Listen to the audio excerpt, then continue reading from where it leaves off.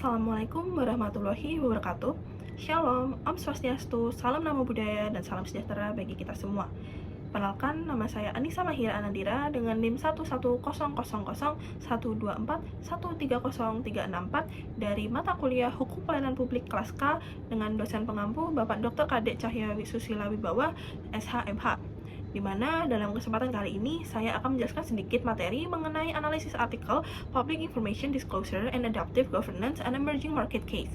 Video ini dibuat guna memenuhi ujian akhir semester mata kuliah Hukum Pelayanan Publik. Sebagai latar belakang, artikel ini membahas mengenai implementasi keterbukaan informasi publik di Provinsi Sumatera Selatan serta faktor-faktor yang memengaruhinya. Penelitian ini menemukan berbagai hambatan seperti resistensi birokrasi, sistem informasi yang belum terintegrasi, keterbatasan akses teknologi, dan rendahnya literasi digital, serta menawarkan pendekatan adaptive governance sebagai solusi untuk meningkatkan efektivitas keterbukaan informasi publik. Selanjutnya, implementasi keterbukaan informasi publik. Yang pertama, terdapat ketepatan waktu, di mana ketepatan waktu menunjukkan kemampuan pemerintah menyampaikan informasi kepada masyarakat secara cepat, sehingga informasi dapat dimanfaatkan sesuai dengan kebutuhan. Lalu yang kedua, terdapat kelengkapan informasi, di mana informasi yang diberikan harus lengkap dan relevan agar masyarakat dapat memahami kebijakan, program, dan kegiatan pemerintah dengan baik. Yang ketiga, terdapat keandalan informasi, di mana keandalan informasi berkaitan dengan kredibilitas sumber informasi, di mana informasi yang berasal dari sumber resmi akan lebih dipercaya oleh masyarakat. Lalu keempat, terdapat akurasi informasi. Akurasi informasi menunjukkan bahwa informasi yang disampaikan harus benar, tepat, dan sesuai dengan fakta sehingga tidak menimbulkan kesalahpahaman. Lalu yang kelima, terdapat gaya komunikasi, di mana informasi perlu disampaikan dengan bahasa yang jelas dan mudah dipahami agar dapat diterima secara efektif oleh masyarakat.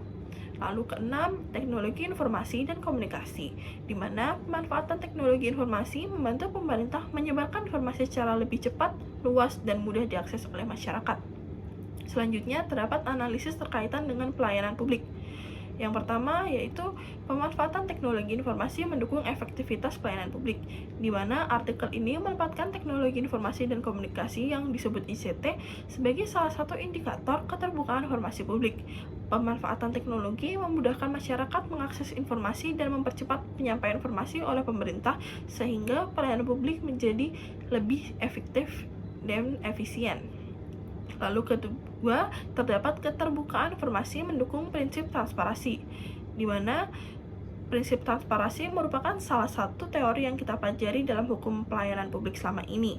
Dengan informasi yang tepat waktu, lengkap, akurat, dan dapat dipercaya, memungkinkan masyarakat mengetahui serta mengawasi penyelenggaraan pelayanan oleh pemerintah. Sehingga keterbukaan informasi publik mendukung prinsip transparansi dalam pelayanan publik.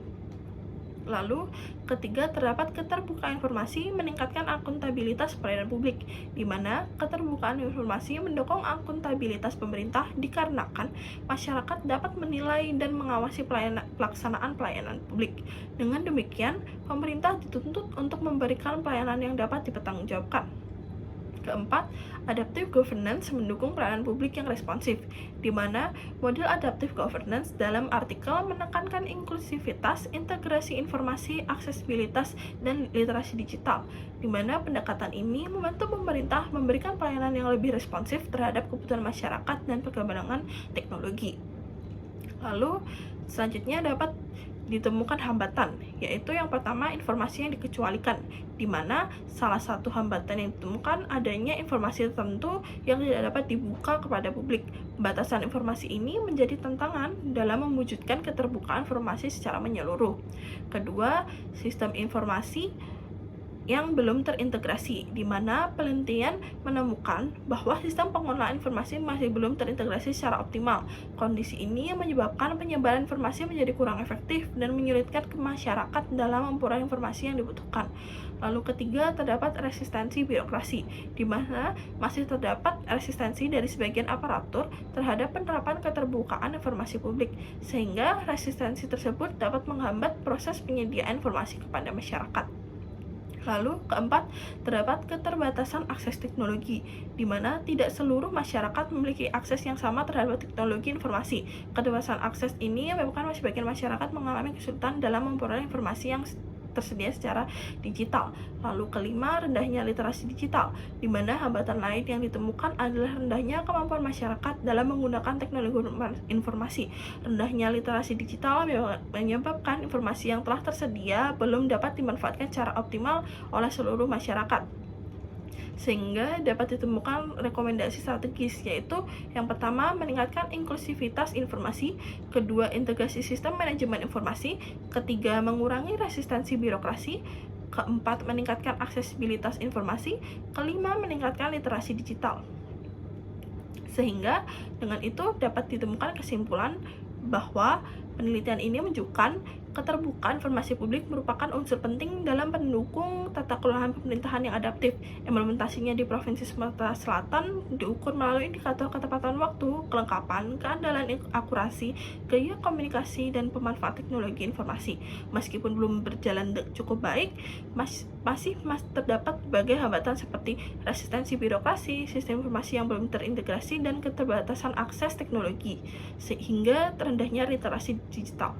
Oleh karena itu, penerapan adaptive governance melalui peningkatan inklusivitas informasi, integrasi sistem, aksesibilitas informasi, dan literasi digital diperlukan agar keterbukaan informasi publik dapat berjalan lebih efektif serta memperkuat hubungan antara masyarakat dan pemerintah. Sekian pemaparan materi dari saya. Juga saya ucapkan terima kasih bagi Bapak dosen dan serta teman-teman semua.